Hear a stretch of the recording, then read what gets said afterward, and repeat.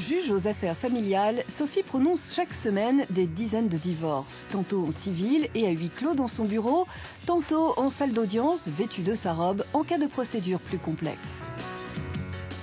Je juge toutes les affaires familiales, c'est-à-dire les divorces, évidemment, mais également tout ce qui concerne les parents qui ne sont pas mariés et qui ont des difficultés à se mettre d'accord sur la garde de leurs enfants. Et également quand ils se mettent d'accord, mais qu'ils ont besoin d'une décision judiciaire pour que leur accord soit homologué. Je vais statuer sur la résidence des enfants, sur l'exercice de l'autorité parentale, sur les périodes pendant lesquelles les enfants vont chez le parent chez lequel ils n'habitent pas et la pension alimentaire. Bien, bonjour monsieur. Je vais donc reprendre avec vous, comme je viens de le faire avec madame, la convention de divorce.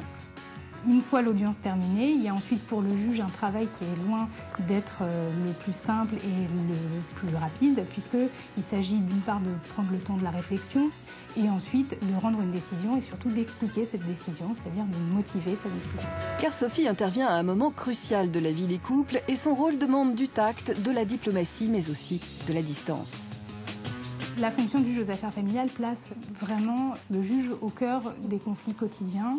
Et moi, je sais que j'essaye vraiment d'avoir toujours le recul suffisant pour ne pas moi-même m'impliquer dans ce conflit et être le plus impartial possible. Ce qui me passionne dans mon métier, c'est d'être vraiment au contact des gens. C'est à la fois une fonction très vivante, mais également très riche au niveau intellectuel. Donc ce double aspect à la fois humain et intellectuel me plaît beaucoup. Donc je vous laisse avec madame, je vais recevoir monsieur pendant ce temps-là. Voilà, donc je vais vous demander de me suivre, monsieur. Et pour devenir juge, une seule voie, l'École nationale de la magistrature, accessible sur concours après un Master 1 minimum.